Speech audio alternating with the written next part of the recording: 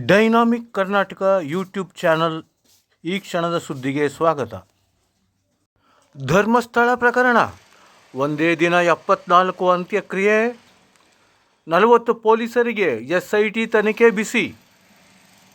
ಧರ್ಮಸ್ಥಳದ ಪ್ರಕರಣವನ್ನು SIT ತನಿಖೆಗೆ ವಹಿಸಿ ಈಗಾಗಲೇ 1.5 ತಿಂಗಳು ಕಳೆದಿದೆ.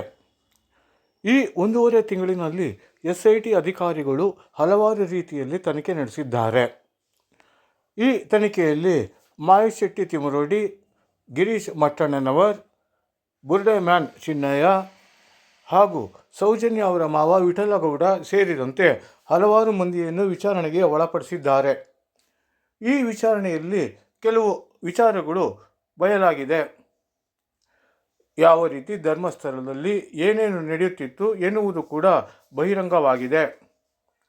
ಚಿನ್ನಯ್ಯ ಕೆಲವು ಮಾಹಿತಿಯನ್ನು SIT ಅಧಿಕಾರಿಗಳಿಗೆ ನೀಡಿದ್ದು, ಈ ಹಿನ್ನೆಲೆಯಲ್ಲಿ ಅವರು ತೀವ್ರ ಸ್ವರೂಪದ ತನಿಖೆಯನ್ನು ಕೈಗೊಂಡಿದ್ದಾರೆ. ಅಲ್ಲದೆ ವಿಠಲಗೌಡ ಅವರು ಕೂಡ ಅನೇಕ ಮಾಹಿತಿಗಳನ್ನು ನೀಡಿದ್ದು, ಇದರಿಂದಲೂ ಕೂಡ SIT ಅಧಿಕಾರಿಗಳು ತೀವ್ರ ತನಿಖೆ ಕೈಗೊಂಡಿದ್ದಾರೆ. ಅಂದಹಾಗೆ ಈಗ ಒಂದು ವಿಚಾರ ಸಾಕಷ್ಟು ಕುತೂಹಲವನ್ನು ಕೆರಳಿಸಿದೆ.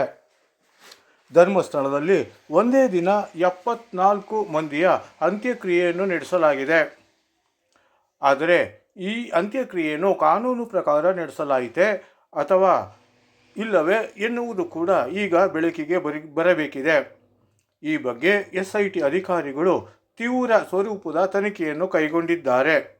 1990ರಿಂದ 2015ರವರೆಗೆ ಇಲ್ಲಿನ ಪೊಲೀಸ್ ಠಾಣೆಯಲ್ಲಿ ಕೆಲಸ ಮಾಡಿರುವ ಪೊಲೀಸರು ಮತ್ತು ಅಧಿಕಾರಿಗಳನ್ನು ವಿಚಾರಣೆಗೆ ಕರೆದಿದ್ದಾರೆ. ಸುಮಾರು 40 ಮಂದಿ ಪೊಲೀಸರು ವಿಚಾರಣೆಗೆ ಹಾಜರಾಗುವ ಸಾಧ್ಯತೆ ಇದೆ. ಅಲ್ಲದೆ ಚಿನ್ನಯ್ಯ ಅವರು ಅಲ್ಲಿ ಏನು ನಡೆಯುತ್ತಿತ್ತು ಎನ್ನುವುದನ್ನು ಕೂಡ ತಿಳಿಸಿದ್ದಾನೆ. ಈ 74 ಮಂದಿಯಲ್ಲಿ ಕೆಲವರು ಅನಾಥರು, ಭಿಕ್ಷುಕರು ಎಂದು ಹೇಳಲಾಗುತ್ತಿದೆ. ಅಲ್ಲದೆ ಇದನ್ನು ಅವರು ಯಾವ ರೀತಿಯಲ್ಲಿ ಅಂತ್ಯಕ್ರಿಯೆ ನಡೆಸಿದ್ದಾರೆ ಎನ್ನುವುದು ಕೂಡ ನಿಗೂಢವಾಗಿದೆ.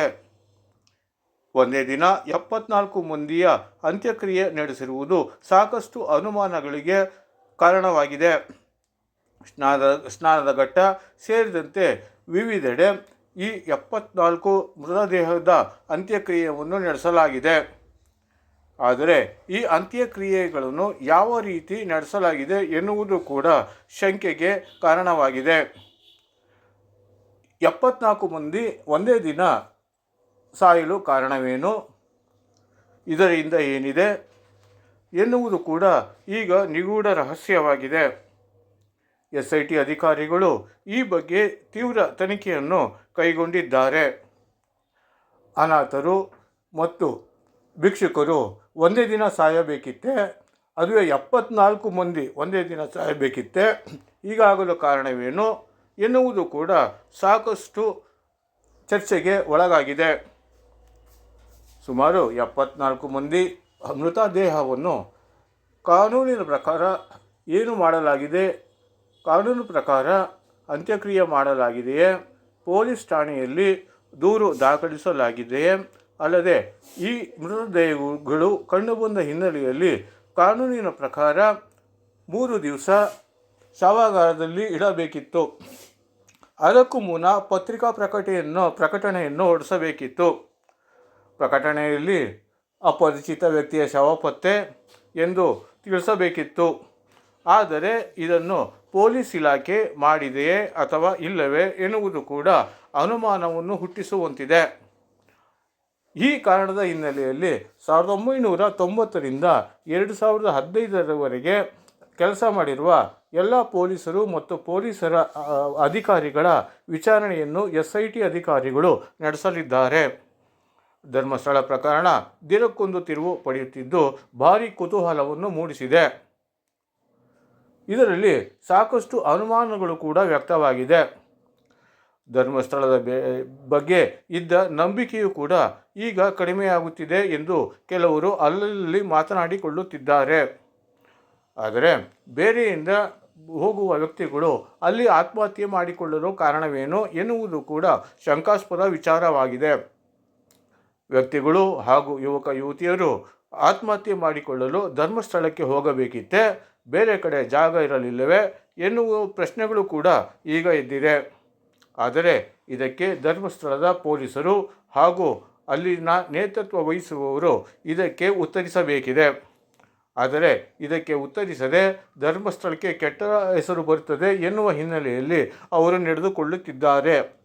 ಏನೇ ಆದರೂ ಸಹ ಈಗ ಕರ್ನಾಟಕ ರಾಜ್ಯ ಸರ್ಕಾರ ಈ ಪ್ರಕರಣವನ್ನು SIT ತನಿಖೆಗೆ ವಹಿಸಿದೆ. SIT ಅಧಿಕಾರಿಗಳು ಉತ್ತಮವಾಗಿ ಕಾರ್ಯನಿರ್ವಹಿಸುತ್ತಿದ್ದಾರೆ. ಒಂದೊಂದು ಪ್ರಕರಣವನ್ನು ಬೆಳಕಿಗೆ ತರುತ್ತಿದ್ದಾರೆ. ಹಲವಾರು ಮಂದಿ ವಿಚಾರಣೆಯನ್ನು ನಡೆಸುತ್ತಿದ್ದಾರೆ. ಹೀಗಾಗಿ ಈ ವಿಚಾರದ ಹಾಗೂ ಈ ಕೊಲೆಗಳ ಹಿಂದೆ ಯಾರು ಇದ್ದಾರೆ ಎನ್ನುವುದು ಕೂಡ ಶೀಘ್ರವೇ ಬಹಿರಂಗವಾಗುವ ಎಲ್ಲ ಸಾಧ್ಯತೆಗಳು ಇದೆ. ಏನೇ ಆದರೂ ಕೂಡ ಈಗ SIT ಅಧಿಕಾರಿಗಳು ಇಂಚು ತನಿಖೆಯನ್ನು ಕೈಗೊಂಡಿದ್ದಾರೆ. ಯಾರನ್ನೂ ಸಹ ಅವರು ಬಿಡುತ್ತಿಲ್ಲ. ಗ್ರಾಮ ಪಂಚಾಯಿತಿ ಅಧ್ಯಕ್ಷರು, ಈ ಗ್ರಾಮ ಪಂಚಾಯಿತಿ ವ್ಯಾಪ್ತಿಯಲ್ಲಿರುವ ಪೊಲೀಸ್ ಠಾಣೆಯ ಅಧಿಕಾರಿಗಳು ಸೇರಿದಂತೆ ಅನೇಕರನ್ನು ವಿಚಾರಣೆಗೆ ಒಳಪಡಿಸಿದ್ದಾರೆ. ಅಲ್ಲದೆ ಇನ್ನೂ ಕೆಲವು ಪೊಲೀಸರನ್ನು ಅವರು ತನಿಖೆಗೆ ಕರೆಯುವ ಸಾಧ್ಯತೆ ಇದೆ. ಒಟ್ಟಾರೆ ಈಗ ಹಲವಾರು ಮಂದಿ ಪೊಲೀಸರ ವಿಚಾರಣೆಗೆ SIT ಅಧಿಕಾರಿಗಳು ಮುಂದಾಗಿದ್ದಾರೆ. ಈ ಬಗ್ಗೆ ಎಲ್ಲ ರೀತಿಯ ಕ್ರಮಗಳನ್ನು ಕೈಗೊಂಡಿದ್ದಾರೆ. ಮುಂದಿನ ದಿನಗಳಲ್ಲಿ ಸೌಜನ್ಯ, ವೇದವಲ್ಲಿ ಸೇರಿದಂತೆ ಹಲವಾರು ಪ್ರಕರಣಗಳು ಬೆಳಕಿಗೆ ಬರುವ ಸಾಧ್ಯತೆ ಇದೆ.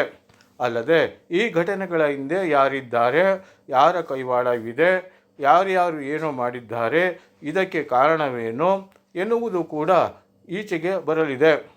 ಒಟ್ಟಾರೆ SIT ಅಧಿಕಾರಿಗಳು ಈಗ ಎಲ್ಲ ಆಯಾಮಗಳಲ್ಲೂ ತನಿಖೆಯನ್ನು ಕೈಗೊಂಡಿದ್ದಾರೆ.